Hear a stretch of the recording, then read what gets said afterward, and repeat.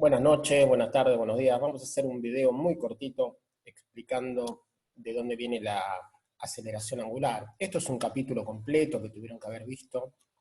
Me llamó la atención que no lo hayan visto. Puede ser que no lo recuerden.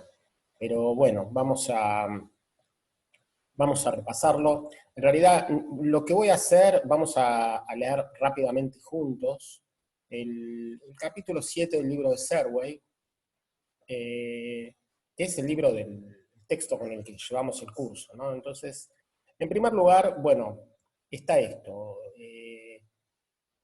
Tenemos si nosotros recorremos un ángulo sobre un círculo, tenemos un cierto perímetro, tenemos un cierto ángulo, y la relación que hay entre el perímetro y el radio va a ser el ángulo en radianes, ¿no? O sea, cuando este perímetro sea 2π radio, si dividimos por el radio nos va a dar 2π. O sea, es una manera de medir el ángulo, pero con una distancia. Esto creo que sí, lo conocemos todos. Entonces, nosotros lo que podemos definir es la velocidad angular. La velocidad angular sería cuánto se mueve el ángulo en un tiempo, ¿no? O sea, acá tenés el ángulo final menos el ángulo inicial, ese va a ser el desplazamiento angular. Y ese desplazamiento angular dividido en el tiempo te va a dar una unidad que va a ser la velocidad angular, ¿no? O sea, este omega, acá dice average, ¿no? Quiere decir en promedio, como todas las velocidades que son en promedio, es en un tiempo inicial tenías este ángulo inicial, en un tiempo final tenés este ángulo final. Bueno, la diferencia, el desplazamiento en angular dividido el desplazamiento en tiempo, te va a dar una velocidad angular, y si querés la velocidad instantánea tenés que llevar ese límite cuando el tiempo tiende a cero, ¿no? O sea, esto sería lo que marcaría un velocímetro angular. Bien, después tenemos por supuesto aceleración, así como teníamos aceleración, que era la diferencia velocidad final menos velocidad inicial, dividido tiempo final menos tiempo inicial. Bueno, acá tenemos aceleración angular, y esto de vuelta, esto es en promedio, y si la querés instantánea, llevas el límite cuando el tiempo tiende a cero.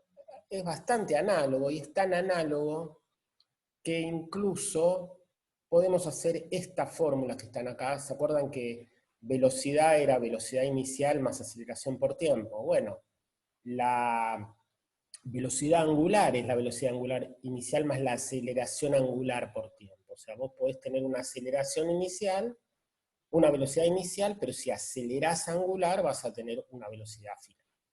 El desplazamiento, no sé si te acordás, que era velocidad inicial por tiempo más un medio de aceleración por tiempo cuadrado. Bueno, el desplazamiento angular va a ser la velocidad inicial por tiempo, velocidad angular, más un medio de la aceleración angular por tiempo cuadrado. Y después tenías esta fórmula, que no sé si te la acordás, y tiene su análogo también en su parte angular. Bien. A ver qué dice acá. Bueno, esto ya lo vimos. El desplazamiento angular y el arco están relacionados de esta manera, ¿no? O sea que en realidad, bueno, esto es justamente la definición del radián, ¿no? Esto sería el ángulo. Y si vos dividís todo esto por tiempo, te va a dar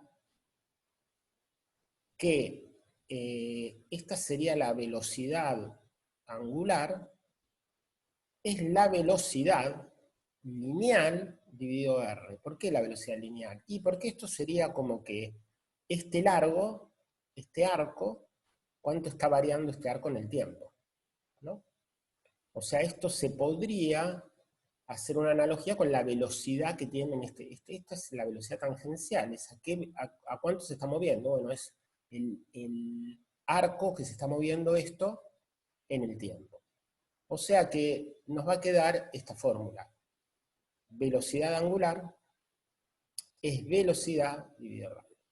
Esto lo podemos ver, por ejemplo, en en un desfile o en alguna... a ver, el ejemplo que se me ocurre es el desfile, pero puede ser cualquier cosa que esté rotando. Si vos tenés un disco y ese disco está rotando todo a la misma velocidad, imagínate, acá tenés otro radio. Bueno, si todos rotan a la misma velocidad angular, quiere decir que este que está acá tiene que ir a una velocidad mucho más rápida que este que está acá. Y por supuesto que este que está acá, ¿no? O sea, la velocidad lineal que tienen es mucho mayor para el que está afuera, para que todo esto pueda avanzar, por ejemplo, supongamos que llegan a este punto, ¿no? Cuando llegan a este punto, y los tipos que están ahí afuera tienen que marchar mucho más rápido que los que están adentro. Es más, este que está acá está paradito en el mismo lugar y lo único que hace es rotar, pero este tiene que ir muy rápido para que no se desacomode la fila. Entonces, acá vemos que la velocidad lineal va a ser omega por R, ¿no? O sea, acá vemos ya esta relación que va a ser importante. Y bueno, y finalmente, bueno, acá llegamos, entonces que la velocidad tangencial va a ser igual a la velocidad angular multiplicada por el radio. Y después, bueno, acá tenemos, si hacemos un delta de velocidad tangencial, o sea, una variación, y una variación del angular, dividimos todo por el tiempo y nos queda que la aceleración tangencial va a ser igual a R por la aceleración angular. ¿Tá? O sea, es todo bastante análogo. A lo que yo quiero llegar es a esta expresión, que es la que vamos a necesitar para para el magnetismo. Supongamos que tenemos un vehículo, una partícula, que viaja a una velocidad constante, un módulo de velocidad constante. No quiere decir que la velocidad es constante porque por supuesto que va cambiando, todo el tiempo va cambiando el ángulo, ¿no? O sea, que a pesar de tener el mismo módulo, esta partícula, este coche, está acelerado. Aceleración quiere decir un cambio de velocidad. No necesariamente tiene que ser un cambio en el módulo, puede ser un cambio en el ángulo. Entonces, nosotros lo que tenemos que calcular, esa aceleración, sería la velocidad final menos la velocidad inicial dividido el tiempo final menos tiempo inicial. Acá, por ejemplo, si el vehículo está acá, está viajando con una velocidad inicial en esta dirección, sería acá, por ejemplo, y acá está viajando con una velocidad en esta dirección. O sea, no cambió el módulo, pero sí cambió la dirección. Entonces tenemos este esquema, el radio es el mismo, porque no está variando, está yendo en un círculo, acá tenemos un delta ángulo, ¿no? Un delta tita, y lo que tendríamos que calcular es esto.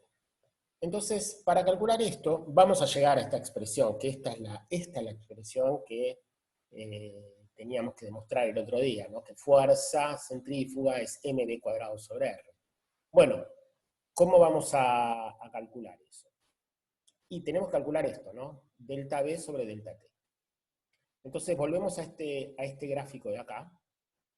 Esto es B final, esto es B inicial. ¿Y cómo calculamos delta B?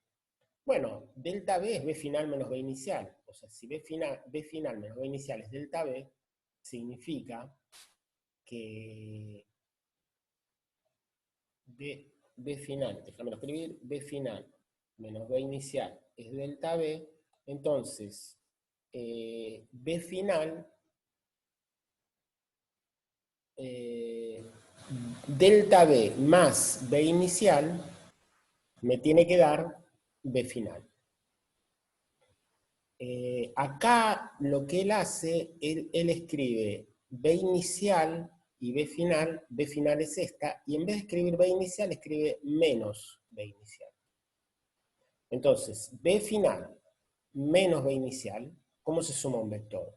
Partís de la cola del primero y terminás en la punta del segundo. Entonces esto es B final menos B inicial, eso te va a dar delta B. O sea que lo que estás viendo acá es que delta B va para abajo. ¿Está? Y Y la otra cosa que ves es que este ángulo es el mismo ángulo que acá. O sea, esto se puede hacer haciendo un poquito de geometría, mirando esta diferencia, con esta diferencia, es esta diferencia. Al ser la misma diferencia, estos dos triángulos son semejantes, quiere decir, y son triángulos isósceles, ¿no? Porque el módulo de esto y el módulo de esto son iguales. Entonces, por ejemplo, la base dividido uno de los lados, delta S sobre R, va a ser igual a delta B sobre B. El módulo de esto es B. Bueno, esto es lo que escribe acá. Delta B sobre B es delta S sobre R. Después, si pasás la B para allá, te queda B sobre R, delta S.